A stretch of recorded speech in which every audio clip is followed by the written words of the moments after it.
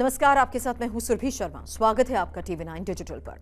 भारत समय समय पर पीओके को भारत से मिलाने की बात दोहराता रहा है, लेकिन सिंध को लेकर दिए गए रक्षा मंत्री राजनाथ सिंह के हालिया बयान ने पाकिस्तान में हलचल पैदा कर दी है। रक्षा मंत्री राजनाथ सिंह ने एक सिंधी समुदाय के कार्यक्रम में कहा कि सिंध की जमीन भारत का हिस्सा भले ना हो, लेकिन सभ्यता की दृष्टि से सिंध हमेशा भारत का हिस्सा रहेगा। उन्होंने कहा कि जहां तक जमीन का सवाल है, सीमाएं बदल सकती हैं, कौन जाने कल सिंध फिर से भारत का हिस्सा बन जाए। राजनाथ सिंह का यह दावा यूं ही नहीं हुआ। उन्होंने अपने दावे के पीछे के इतिहास और कारण भी गिनाए हैं, जिससे यह साफ होता है कि सिंध से भारत हमेशा जुड़ा रहा है। पाकिस्तान के विदेश मंत्रालय ने तत्काल प्रतिक्रिया देते हुए राजनाथ सिंह के बयान को खारिज किया। प्रवक्ता ने कहा, यह भारत की विस्तारवादी सोच का सबूत है जो क्षेत्रीय शांति को खतरे में डालता है। वहीं सिंध के एक प्रमुख नेता ने इस बयान का स्वागत किया, कहा कि सिंधी लोग हमेशा भारत की ओर आकर्षित रहे हैं। भारत के सिंधी समुदाय ने भी बयान का समर्थन किया। उन्होंने इसे खोई हुई धरोहर की पुकार बताया। आखिर क्यों करता है भारत सिंध पर दावा? विभाजन के बाद भले ही सिंध भौगोलिक दृष्टि से पाकिस्तान के पास चला गया हो, लेकिन उसका दिल भारत के लिए आज भी धड़कता है।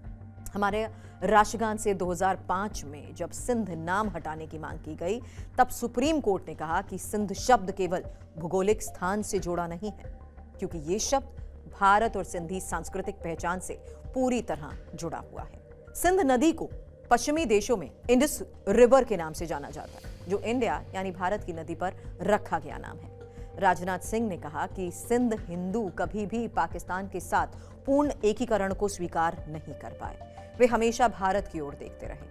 वहीं उन्होंने अपने तर्क को मजबूत करते हुए कहा कि ऋग्वेद में सिंधु का उल्लेख है और महाभारत में सिंधु राजा जयद्रथ की कहानी सिंध की गहराई बताती है।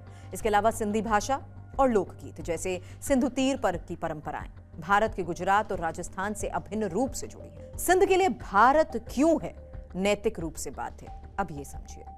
राजनाथ सिंह ने बताया कि कैसे भारत सिंधी भाइयों की रक्षा के लिए नैतिक रूप से बाध्य है।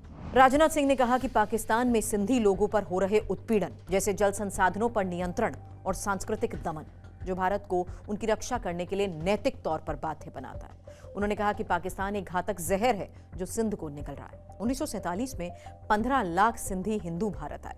विभाजन के बाद करीब 15 लाख सिंधी हिंदू भारत आए और राजनाथ सिंह ने कहा कि विभाजन के बाद ही सिंधी समाज ने भारत में शून्य से शुरुआत की, लेकिन अपने परिश्रम और साहस से सफलता के नए आयाम भी स्थापित किए।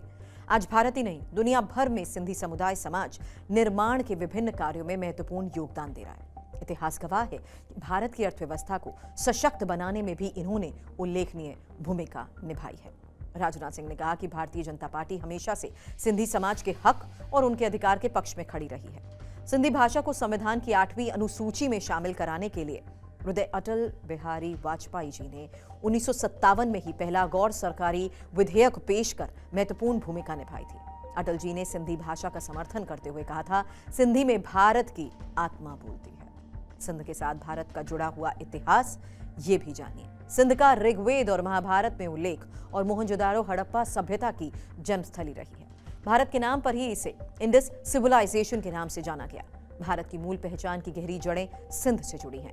ये भारत की सबसे पुरानी नगरीय सभ्यता मानी जाती है। सांस्कृतिक एकता पर जोर, क्योंकि जानकारों का मानना है कि सिंह का बयान आंतरिक राजनीति से प्रेरित हो सकता है, जहां बीजेपी सिंधी वोट बैंक को मजबूत करने की कोशिश कर रही है। हालांकि ये कूटनीतिक स्तर पर पाकिस्तान के साथ तनाव को और बढ़ा सकता है। सिंध पाकिस्तान का आर्थिक केंद्र है।